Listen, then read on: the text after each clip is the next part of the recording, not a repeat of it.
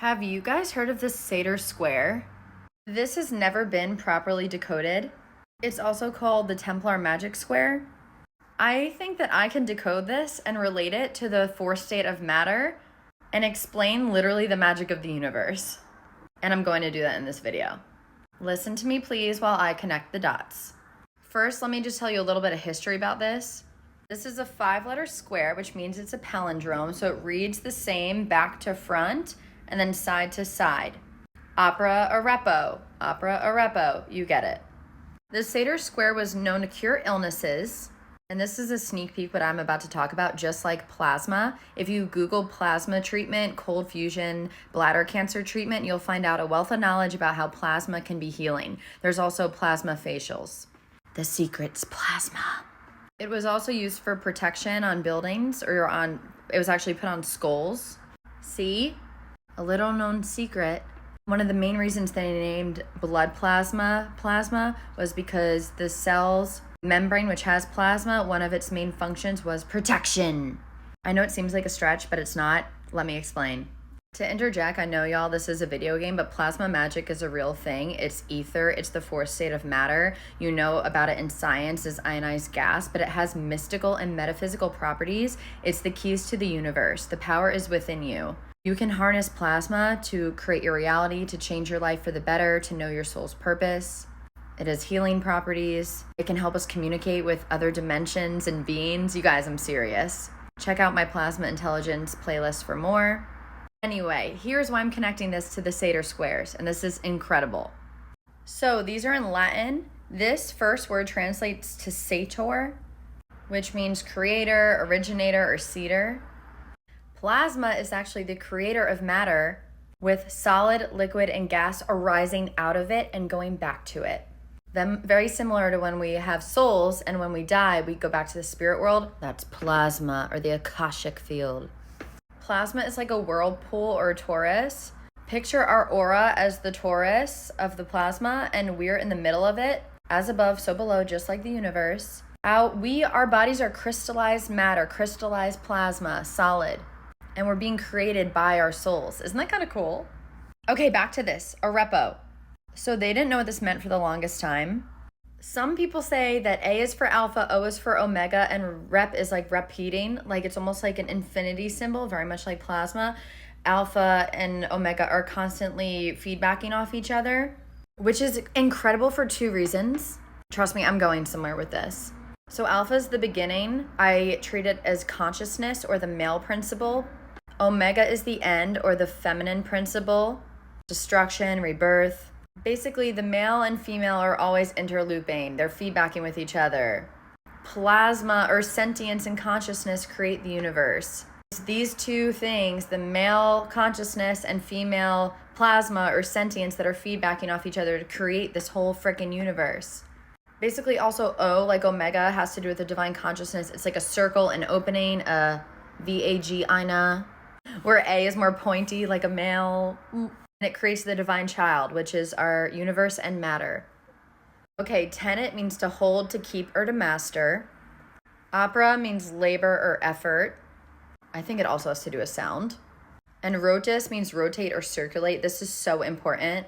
This is all gonna connect. Okay, this is one of the newer translations. It's an anagram that says Pater Noster, and then the alpha and the omega are on the outside. It means our Father creates. I don't really know about this one, but what is interesting, if they're claiming plasma is the Father, it looks a lot like these ancient symbols of plasma.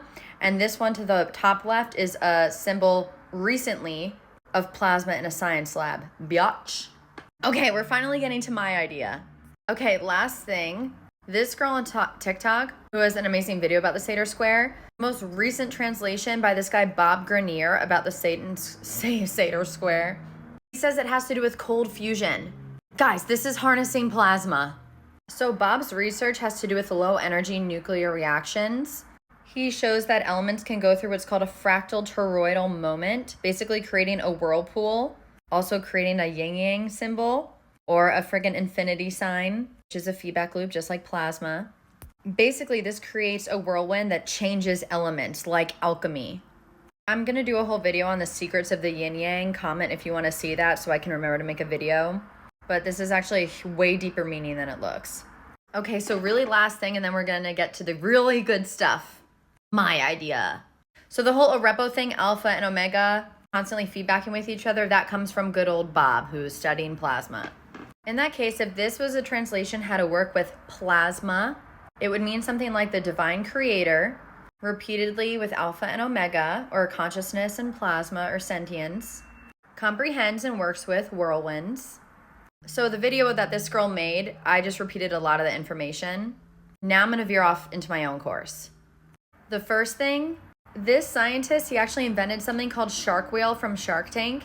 He literally has this whole spiritual company, which is about spinning elements to create new elements like gold, literally alchemy.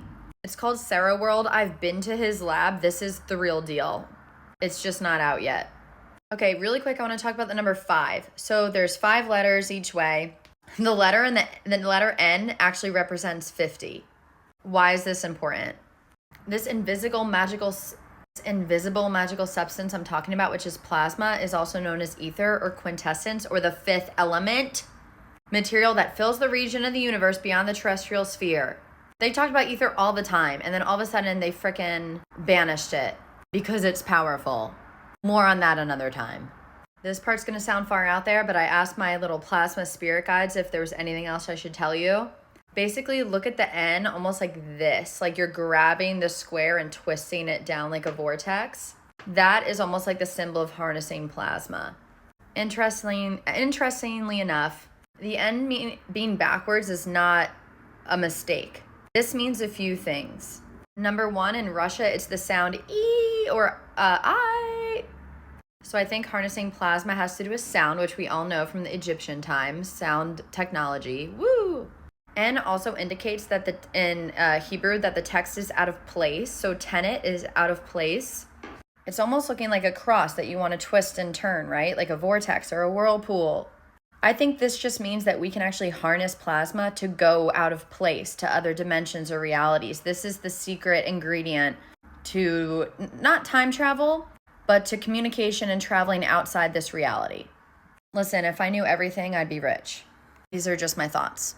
It also might mean that plasma is coming from another place, or we were born from another universe, and this plasma is like the lifeblood of everything, which it is.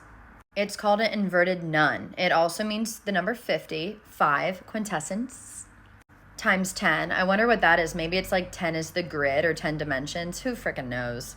Something also really interesting is that symbolizes a fish, which is wisdom, mystery, Christ consciousness.